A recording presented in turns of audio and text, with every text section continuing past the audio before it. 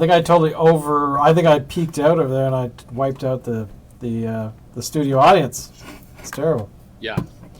I think That's okay. How's it going, everybody? Welcome to the Crafty Boys, where we talk about stuff and drink beer and pretend we're entertaining. Welcome. I'm so happy you're here. All four of us are here, which is kind of awesome. This is 2 weeks in a row now. But I certainly hope that you will tell people about the show, of course, because, hey, it's Wednesday night. And what do you do on a Wednesday night? You drink beer.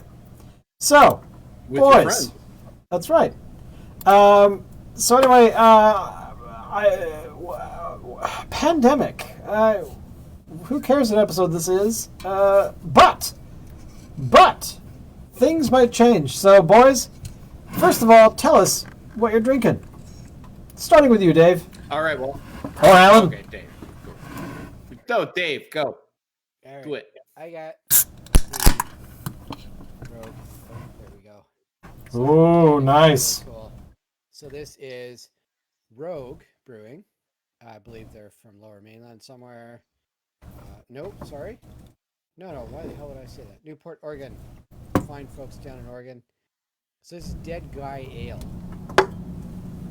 And it says, gratefully dedicated to the Rogue in each piece. Nice. It's a stiffer drink, actually. It's a 6.8. Beer Gallery. Nice. My big question here, though, is, Locke, have you had this beer since you were in Portland for quite a while? Yes, yeah, I'm well familiar with Dead Guy. I first encountered Dead Guy in Victoria, BC. Oh. I'm surprised that the origin of brewery is actually not Portland, because there are two Rogue breweries now in Portland, or at least two Rogue brew pubs. I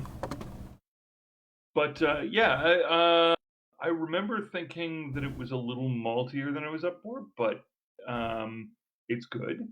It's interesting.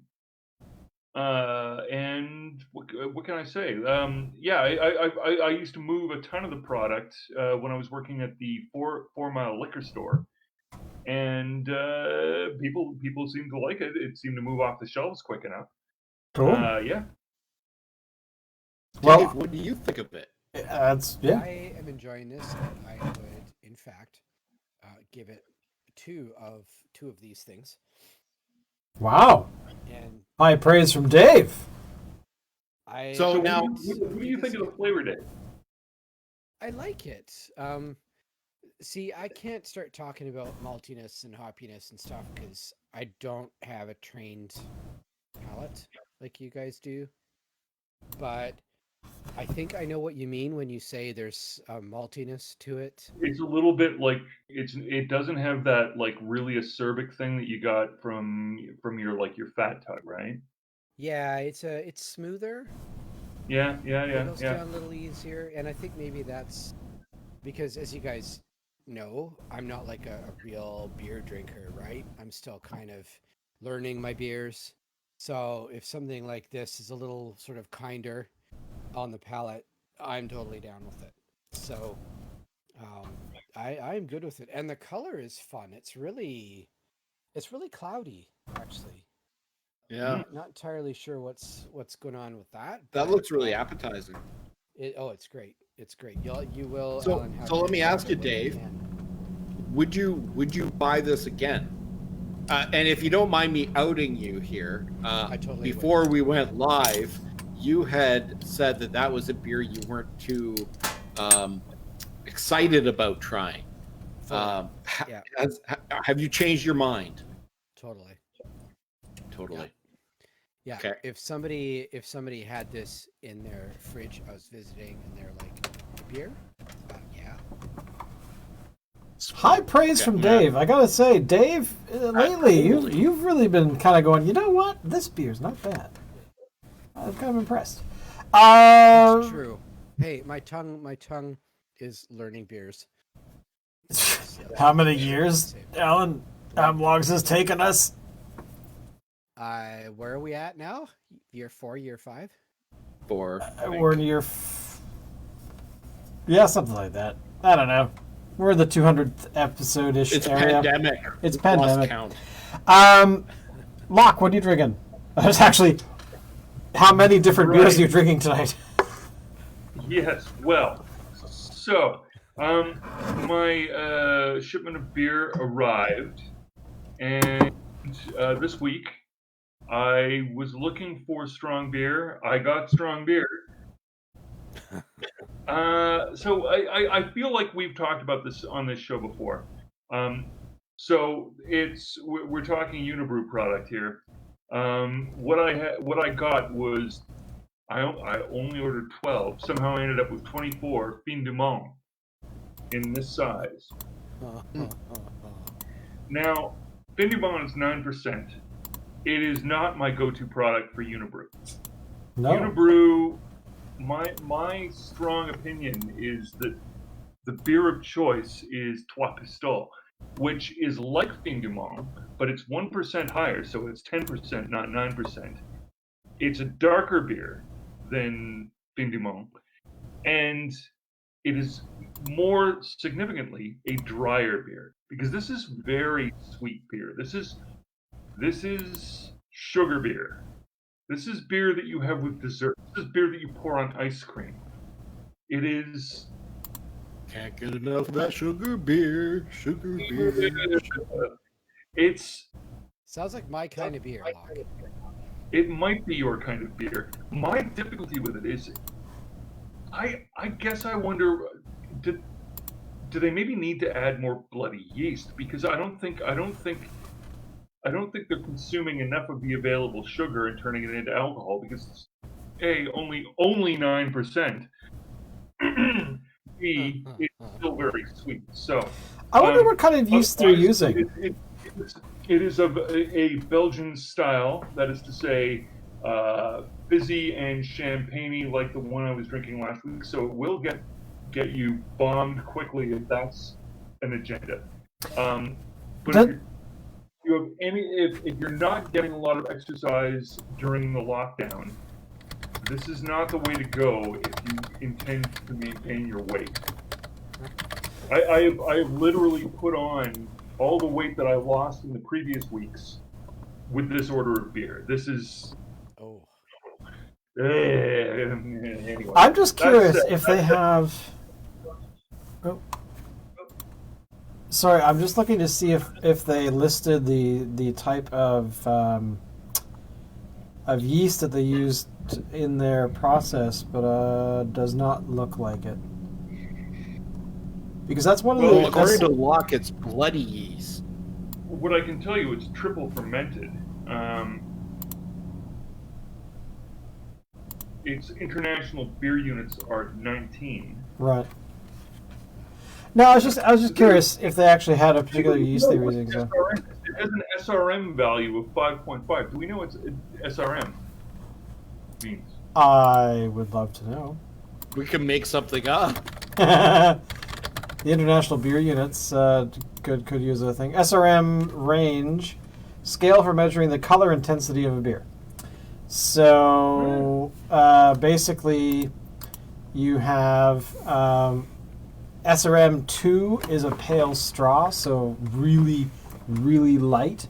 Pilsners are in that range at the very low end, all the way up to an SRM 40, all the way up to 80. 40 being black, and Imperial Stouts, So Baltic one of those Porters, ones Oatmeal that Stouts. Yeah. differentiate harshly between blondes and brunettes. You know, this is your blondie kind of beer. So you're gonna go for like what it was, SRM 4? 5.5. Oh, 5.5. So that is between pale gold and deep gold, according to the SRM rankings. So there you go. Well, if for those of you who drink beer so that you can look at the color, deep gold. What does it do? Go deep gold. The beer I'm drinking tonight is, of course, Red Truck Brewing. Maybe I should have eaten some mushrooms first. That would make for an interesting show. Deep gold, man. Deep gold. Hey, it sounds interesting. Deep gold. Tonight I'm drinking the Hollands and Mass because it's right there, and Allison likes it. So there you go. Not Locke. Alan, it's the hair. What is it that you're drinking tonight? I'm drinking from Steamworks in Vancouver. It is their Black Angel IPA. There it is right there. Nice. It's a nice little label. This is what it looks like in the glass. So it's basically like black. That's an It has SRM that, 40 or just slightly lower than that. I know all about this stuff. So it doesn't have an SRM, but it says that the color is nearly noir. Okay. Which noir is French for black. So it's nearly black. Eat it, Harvey.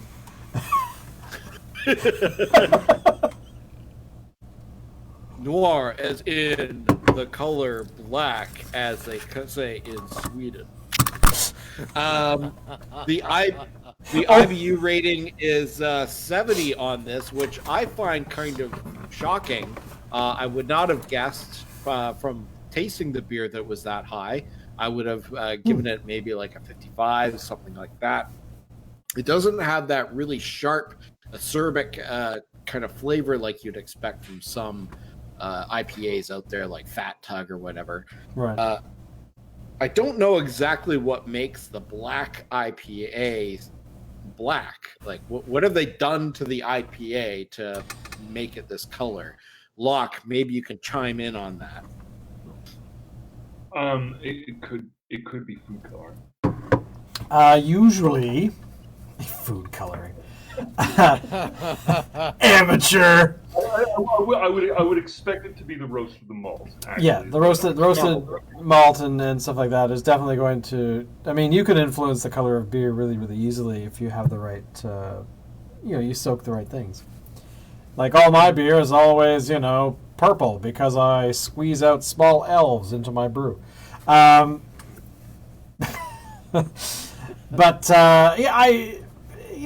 that's. Although I mean, oatmeal, stouts, stuff like that, they always have roasted something in them. Right. But it's important to note this isn't a stout. I mean, it's an IPA, but it's very good. I would recommend it. I recommend all you guys getting it and trying it if you can. There you go. Rock and roll. Thumbs up. So, we're in week, 6 of the lockdown? No. Going into week 7. This is week 7 of the lockdown for our fair country.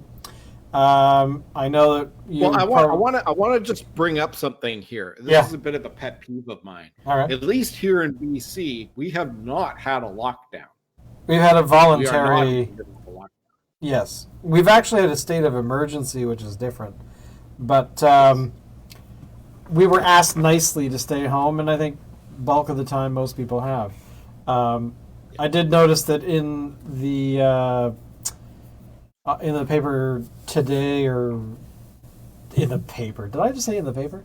On the CBC's website, that there was an article. Only 1 cent, Titanic sinks, massive loss of life. They were talking about how the streets in Vancouver are getting busier all of a sudden, and which means that I guess a lot of people have decided to go back to work quietly. But it's hard to, you can kind of notice when suddenly, a few weeks ago, you might see 2 or 3 cars looking down a typical Vancouver street. You might see, say 12, 15 cars, where now it's obviously more. So I don't know if people are going back too soon. Potentially they are. It's hard to tell. But again, it's going to vary from region to region, right? So I'm in a big city here. There's Victoria across the way, Nanaimo up island, which I would consider these 3 locations to be, big cities. But I'm curious what a lockdown in Firefly, BC, or is it Firefly? No, what's it called? I mean, population 10. Here's a question for you related to that. What is the weather like? Today it was windy coldish, but also warm because the sun was out because it was almost blue skies. So it was kind of a And mix. this Yeah. weekend, It's the first week of decent weather. Decent if you mean warm. Frankly, I prefer cold weather. So, everybody's talking about what a nice day it is. Nice meaning warm. Yeah. It's a warm day. Yeah. Is it nice? I mean, it's warm. It's warm, so it's nice automatically. this coming up weekend, it's forecasted to go up into the 20s. Every idiot and 20s? dog were out running around on the streets, in the middle of the streets, because evidently, in order to social distance, you need to walk on the road. Cars, are out, driving with a vengeance because they're trying to get the economy back going. And so Well, you have to. The economy is important. So yeah, everybody's acting really, really normal. It's a nice day. I never ever want to have you walk out of a dark alley and go, "Are you having a nice day?" I'd be fucking terrified. I'd be like, "Hey, it's locked, but I'm still scared." It's the way you present that voice, and it's your eyes. It's like, it is a nice day. And the fact that the lock is like 7.5 feet tall. That's true. That does add to the fear factor. But not when I'm sitting down. Of course, not when you're sitting down. But on the other side of it, you see Dave walking out of a dark alley going, "Have a nice day," and be like, "Shut up, Dave." He could have you could be armed to the teeth with guns and knives and stuff. You'd be like, "Whatever, Dave." I'd get on fucking stilts, man. I'd get on stilts.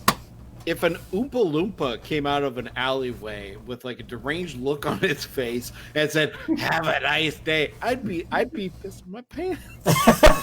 Laughing. Sometimes those little guys could do the most damage.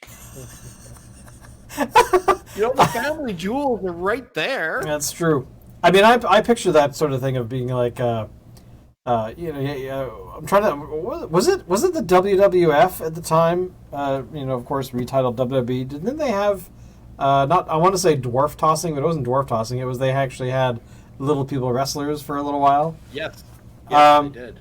And I don't recall ever watching it, but I remember seeing something about it somewhere, probably YouTube. But I don't know. The very early '80s, they did. Now, would that terrify you? Like, if a little person walked up to you and said, "I'm gonna give you a nice day," give me a nice day. That's a different kind of person walking up an alley. What kind of an alley? Terrified. What kind of an alleyway is this? There's a wide variety of people walking out of it. Locke, Dave, little people offering to give you a nice day. Wow. Apparently, you.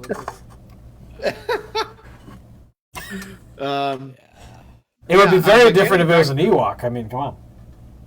But getting back to the pandemic, right? I don't think it's too early for people to be going back. At least not here in BC. I can't speak for other provinces. I think like Ontario and certainly Quebec got hit a lot harder than BC did. Yeah. BC, I mean, yesterday they reported 8 new cases for the entire province. Today it was up a little bit more, 22. There's been no new cases on Vancouver Island for the past 2 or 3 days. And when we do have new cases, it's only 1 or 2, and they're seem pretty confined. I think we're kind of like on the downward hump of the first wave. I think there will be a second wave, but that probably won't be until the fall. So I think here's the thing. It's 2 totally separate issues. One is a public policy issue, which is at what point do you need to throw your hands and go, okay, all right, we have hospitals, we have at least a few empty beds, we have enough respirators to go around. Time to deal with the next wave because there's going to be a next wave. That's a public policy issue. Then there's do I have, people who I associate with on a regular basis in my household or whatever, who, have pre-existing medical conditions or are over the age of 70. And if that's the case, the analysis isn't about whether this is a good time to reopen the economy. The analysis is, okay, so when we reopen the economy, that means that we've decided, okay, it's for public policy reasons, it's time to get back, to moving around and re-engaging with one another. But that means that those outlier instances of, asymptomatic carriers that are going to spread the disease more are now totally active, and they're totally engaging with other people, and those people are going to be engaging with other people, and so it's going to reach you. And so it, like, from a public policy perspective, yeah, absolutely, get back to work, of course. But from a personal protection perspective, now is the time when you really fucking lock down. That is true. I mean, when you think about it, I mean, if you look at the numbers, which I have been obsessed with, looking at the worldometers.info/coronavirus website for the last probably 2-3 weeks, where if you look at Canada right now, we currently have, apparently, as of this evening, from midnight forward, we've had no new cases. That'll change by the end of the day, tomorrow. But in total, we've had 4,232 people die in the entire country. But what I'm actually shocked at, and I hadn't really paid attention to the U.S. at all. I mean, I've paid attention to it once in a while, but I didn't realize that they've had 1.2 million, like, people that have confirmed, the confirmed ones, that have actually caught it, and 74,807 people have died. California currently is sort of the hotbed right now because they keep getting new deaths every day for the past little while. But if you compare that to Spain, Italy, UK, France, I mean, combined, those are still way lower than 1.2 million. So what happened? What happened in the U.S. that's different from here? Like I don't know. I guess I haven't really been following up. Part of the problem is when you're outside the U.S., you look at the U.S. and you say, well, the U.S. is a country, right? Well, because they're a federation, and that's a kind of country, isn't it? But the problem is when you're in the U.S., you realize state by state, these are all little countries that are all just part of a federation. It's more like, in a substantial way, it's more like Switzerland than it is like, say, Canada. Where like Canada is a country in a way that the United States is not. Canada is more, across provinces than the U.S. is, and we still can't sell beer to one another without fucking trade wars between provinces, right? We don't have a free trade agreement within Canada. So when you look at the U.S., okay, sure, the federal government controls, to an extent, interstate commerce. But within each state, that's where the police powers exist. So the extent to which they've responded to this thing is state by state. And so, and of course, okay, good point. The language that all the medical people use is, okay, viruses don't know about borders. They don't care. It's not relevant to them. So if you did one thing in one state and they did something else in a different state, that doesn't actually affect how the virus responds if people are going between states. And when the federal government is saying everybody can go back and forth between states, and each state is going, okay, well, we're going to do things our way, you're going to do things your way, but everybody's still going back and forth between states, then none of those measures actually work the way they're supposed to. Yeah. I mean, it's not surprising that New York is the place that's getting hit the most because of the age of the city. It's... Sorry?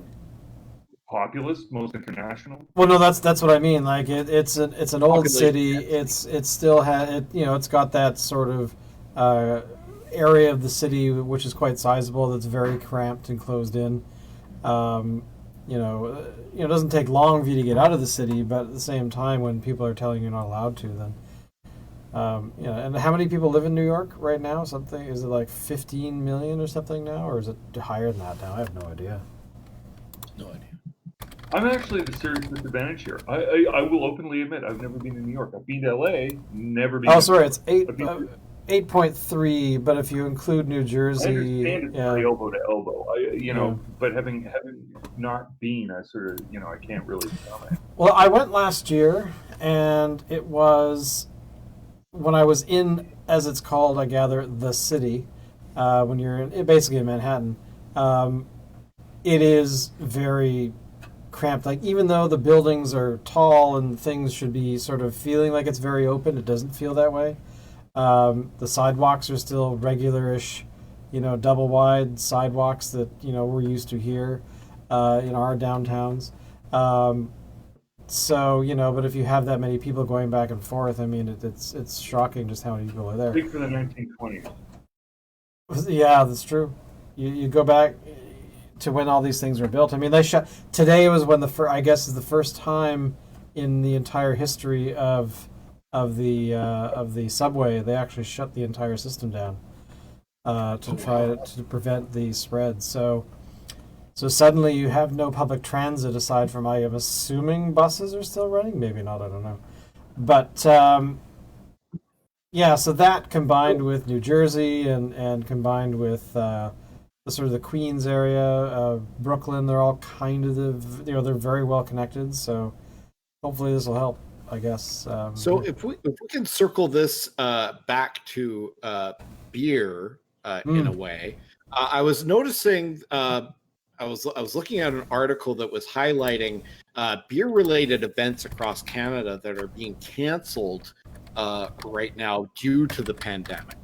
And there was the Calgary Beer Festival is supposed to be this coming up weekend. And it has not been canceled but postponed. And this could be good news for the Great Canadian Beer Fest in Victoria. So it has been rescheduled, postponed till the third weekend of September.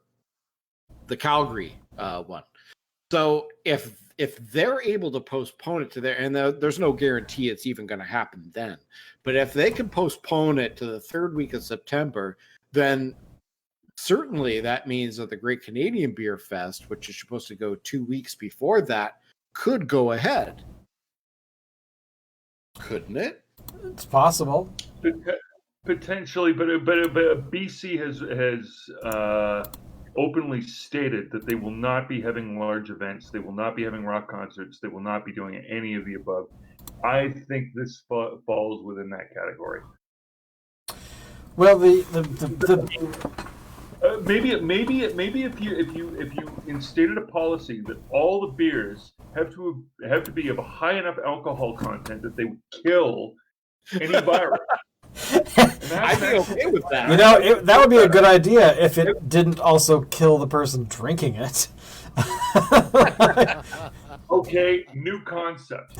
The Great Canadian Gin Festival. Even that wouldn't be high enough because it's supposed to be 60% or above. That's the rule. Yeah. Right. Okay. So cask strength whiskey. Okay. Yeah. There we go. Now we're getting better. I believe there's already a whiskey festival, is there not? Yes, there is. There probably is. God, there is. I should do that. No, I've never been. Huh. Well, the worst story that I've read recently about beer and the coronavirus is the breweries, the areas of in Europe, specifically in this article was talking about Germany, where breweries that have been stacked get together, like in close proximity to each other, in towns and cities in Germany, and some of these breweries are 500-600 years old, right? So they've been around, are starting to feel the pinch because they are now feeling they're now of course having issues selling beer because people are actually staying home, and the side effect is that these areas of the country are having problems with too many sober people, where there's basically fewer people getting lost in the woods. There's fewer accidents. There's all these things that are happening right now that haven't been seen in ages because they're, of course, related to, in some tertiary way, or directly related to, I drank too much and I drove my car into a tree. These kinds of things. So it's kind of a weird kind of experience where when people stop drinking because they can't get to where they normally go to their local watering hole, the watering hole goes, yeah, we're not selling a whole lot of beer right now, and what's with all these sober people? What? And the hospitals are like, great, we have to deal with corona people, so we don't have to deal with, people in bar fights and stuff. So, although they're getting lost in the woods, apparently that's a thing in Germany. People drinking too much and then going hiking and then not coming home because they turned left instead of right. So, who would have known? But hey, Germany's a big... Well, and there's... Yeah?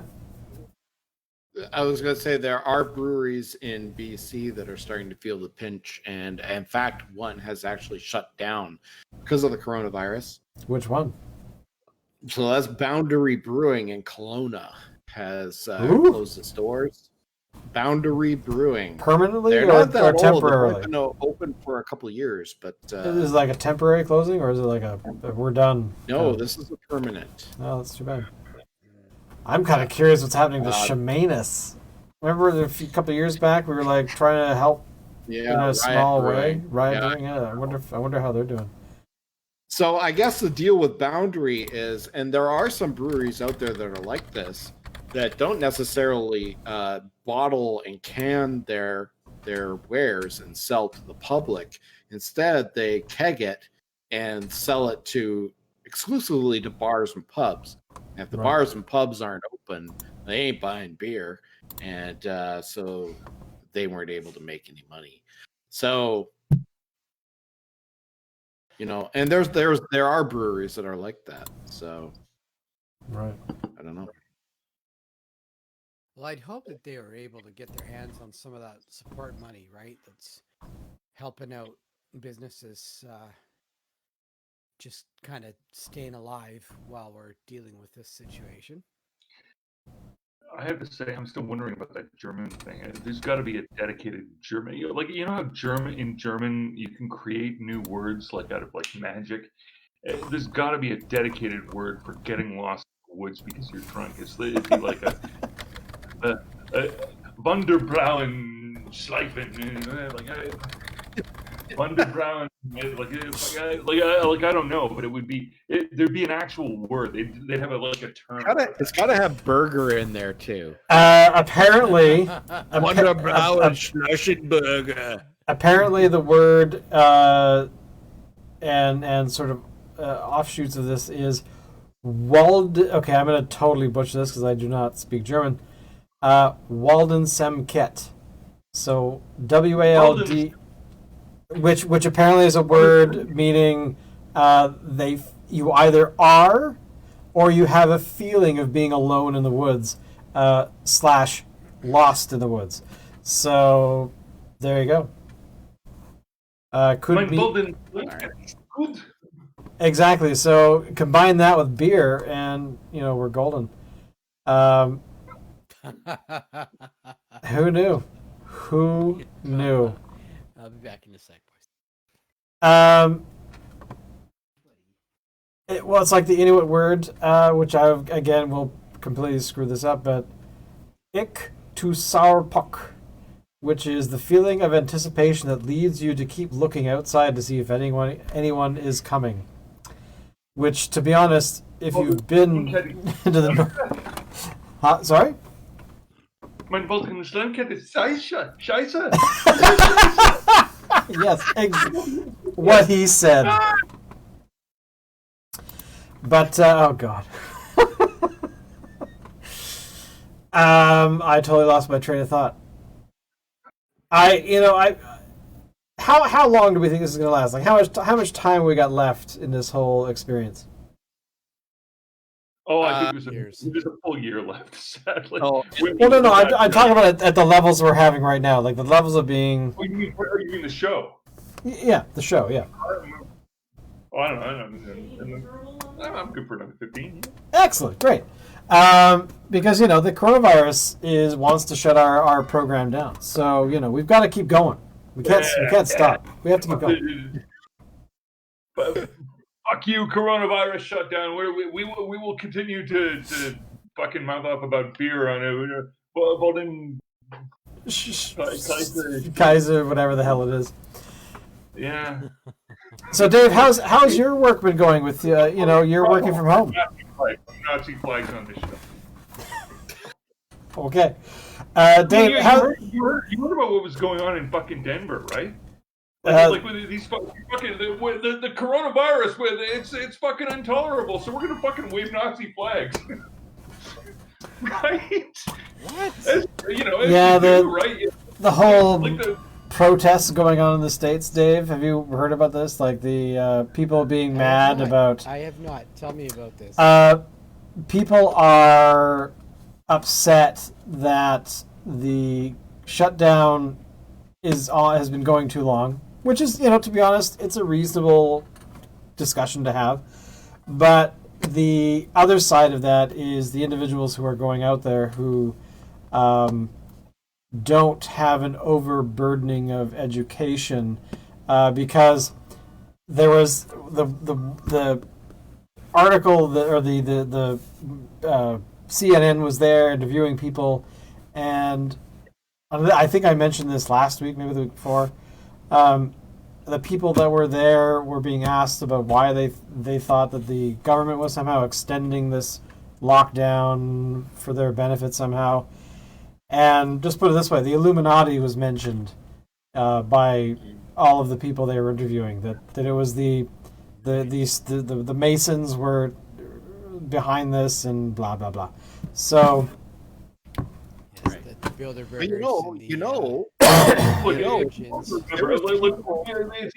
easy to call them stupid, but it's important to remember there's a strong line between being stupid and simply being wrong. Well, that is true, because generally, what is it? People that are not that smart don't realize they're not that smart because they're not smart enough to realize that they're not that smart. That kind of thing. But there was people here in Victoria protesting on the lawns of the legislature just this past weekend. What? Yes, there was a group of apparently about 8 people. Oh, well, there you go. And apparently there was a much larger demonstration going on in Vancouver at the same time of people who were protesting, saying that the government, the BC government, was overreaching in its powers unreasonably. But you have to understand, all of those people in Vancouver will have come from fucking Surrey. Surrey. And I don't want to judge people unfairly, but I mean, I saw their picture and everything on social media, and these people, they look like, the kind of people that would frequent a mall. They spend all their time shopping in a mall. And I think they just miss going to the mall. Well, now you see why they feel bereaved. It's like, I need to try on the latest fashions from Susie Shear. I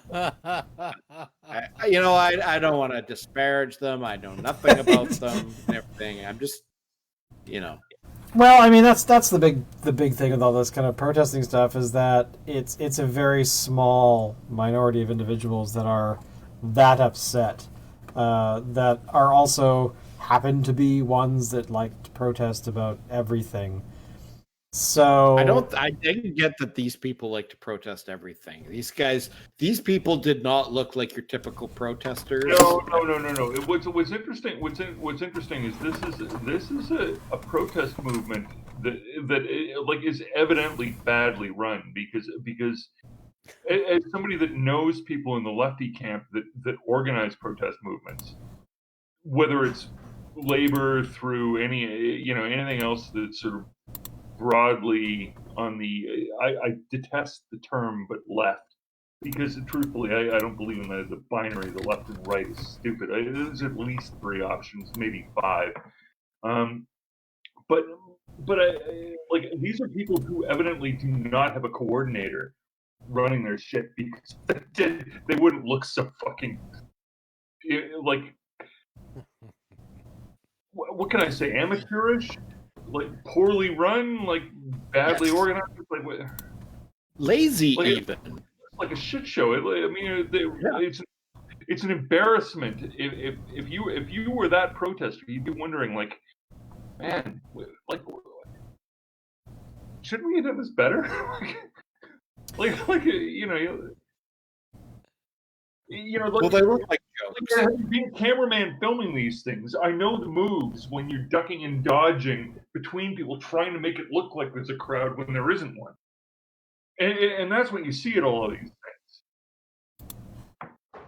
Well, you know, of all the stuff that we mentioned, the one thing that I did read today that I thought was very cool was Banksy, the street artist, or whatever you want to call him, artist. He actually, the artist currently knows, yes. He actually painted a tribute image for healthcare workers and hand delivered it apparently to a hospital in where? Hang on. It actually is here somewhere. I'm not sure. It doesn't say it. It's in London somewhere. But anyway, he actually he put it. It wasn't really a Banksy lookalike. No. Apparently, he has actually said it was him that did it. So he did the art. He actually framed it. He framed it, put it, in a proper frame, and walked into the hospital and said, "Here." As opposed to a kind of frame that chews up your art when you're done with it. Yeah. Exactly. Yeah, the choose of the art, as well as there's how many walls around London apparently that have had a Banksy artwork on them, and then the people that own the building tear it down because they want to sell it or something. It's silly, but yeah. So it is it's a thing. Who knew? It's funny that you called him a street artist. I always imagined a street artist being an artist that just draws streets.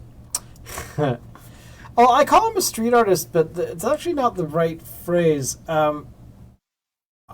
There's actually a word for it, because when I first learned about Banksy, it was in a video I either rented or I was given. I can't remember, but it was called. There is a word for it. It's called graffiti. Well, yeah, a graffiti artist, yeah, but called culture jamming, where essentially you're taking bits of culture and remixing them for public consumption, blah blah blah. But right. I sort of equate him as being a visual artist, whereas Deadmau5 is an audio artist. So that they have all this great amount of talent, and don't stick to one thing. They do other things as well. So Deadmau5, for example, when he does a show, his style has evolved to this point where he actually builds these huge rigs that they put on stage that have hydraulics and panels that move and all kinds of stuff, that have LEDs on them and projections and all kinds of cool stuff. So rather than him just sticking to making the audio component, he actually has branched out into the visual as well. But where Banksy has done not just graffiti art, but he's also done. He had this thing called what the hell was it called? It was basically whatever. It was a show that he had that was basically a theme park that was saying how evil Disney was, or theme parks in general. But he was taking a shot at Disney. So he went on the depressing roller coaster or something.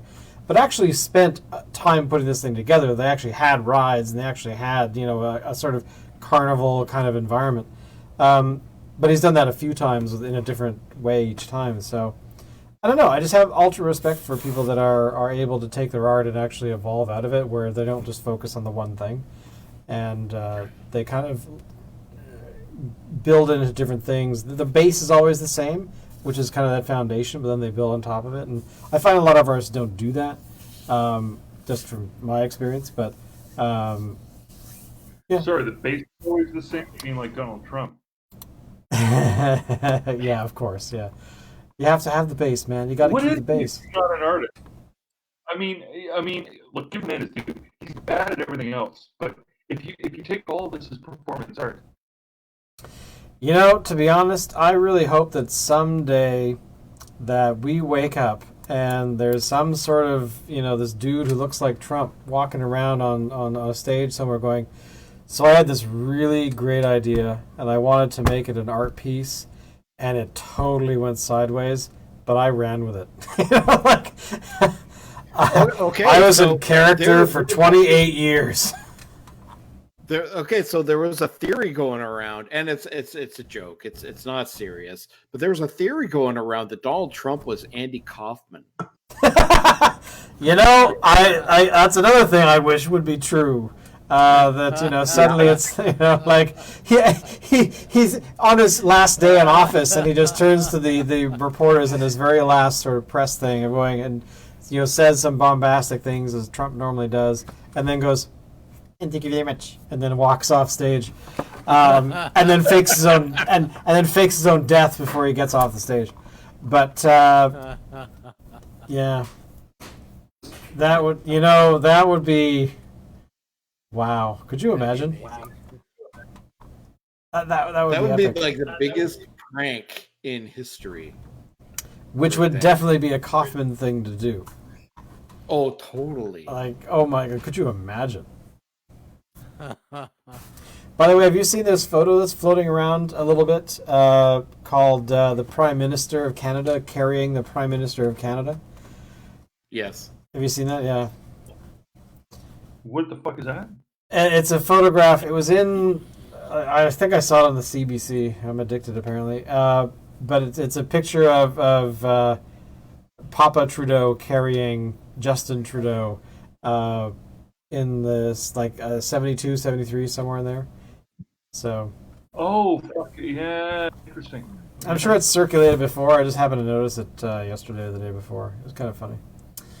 But yeah, it's a very strange time we're living in. A very strange. What else do you call it? Are we living in a fever dream? I certainly hope it's a fever dream. That's really what I would kind of hope. It's unprecedented. Does COVID-19 include fevers? Sorry, does COVID-19... You know what I heard? I heard, does COVID-19 include beavers? Is that what you said? Does COVID-19 include fevers? Does it cause fevers? Oh, fevers. Yes. Does it cause beavers? It can. Yes, it does, yeah. Yes. But not all the time. This is all the the weird time. thing about this disease. It's such a novel virus that we're still learning about it, so... But anyway, it has been about 45 minutes since we started, so I think that's enough for today, because I know Locke has to go to bed and do some work tomorrow, like other people. I have tons to do tomorrow, but also Dave, I think, is asleep as we speak. So, when you have a show where people on the show are like... Hanging in. What? But of course, we'll try again this Saturday to do something on Saturday and stream some more and hang out and eat s'mores. Yeah, there we go. So there you go. And also be during the day. So we tried last weekend, but I think I was already sleeping or something throughout the day. But because, Saturday. But anyway, thank you all for watching. And don't forget, tell people about the show, because the more people that are here, the funnier we are. And the more exciting that Alan gets, because he'll start taking off his clothes when we hit 50,000 concurrent viewers. So look out for that. Dave will just take his clothes off whenever the hell. But again, Locke, thank you for sticking it out. And as always, Alan, take us out.